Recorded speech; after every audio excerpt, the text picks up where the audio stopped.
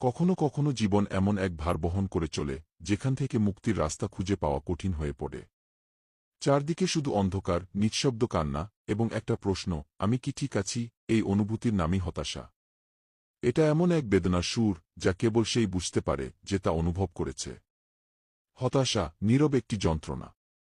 হতাশা চিৎকার করে না, কিন্তু ভেতরটা নিঃশব্দে ক্ষয়ে দেয়। কখনো ভালোবাসার মানুষ হারিয়ে, কখনো স্বপ্নভঙ্গের কষ্টে, কখনো জীবনের অনিশ্চয়তা কিংবা নিজের প্রতি বিতৃষ্ণায়, এই অদৃশ্য দানবটি হৃদয়ে বাসা বাঁধে। বাইরে থেকে হাসি দেখা গেলেও ভেতরে চলে যায় এক নিঃসঙ্গ অন্ধকারে। কিন্তু এখানেই শেষ নয়। হতাশা আসবেই, কিন্তু সেটাই যদি শেষ কথা হতো, তাহলে তো সূর্য ওঠার আর কোনো মানে থাকত না। বিশ্বাস রাখুন, প্রতি রাতের শেষে নতুন ভোর আসে। আমাদের প্রত্যেকের জীবনেই সেই নতুন ভোরের সম্ভাবনা লুকিয়ে আছে। আলো খুঁজে পাওয়ার কিছু পথ। কথা বলুন।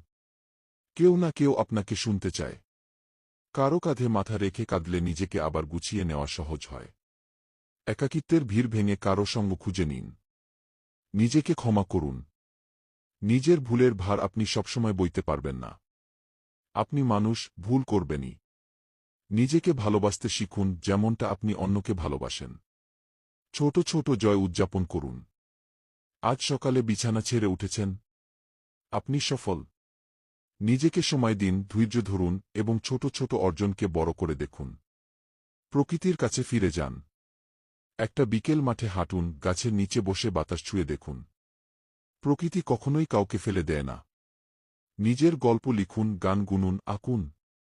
মনের কথা কাগজে বা রঙে প্রকাশ করলে হৃদয়ের ভার অনেকটা হালকা লাগে। শিল্প আমাদের আত্মার ভাষা। নিজেকে বলুন, আমি একা নই। দুনিয়া জুড়ে হাজারো মানুষ আপনার মতোই কষ্ট পাচ্ছে, কিন্তু তারা বেঁচে আছে, লড়ছে। আপনিও পারবেন।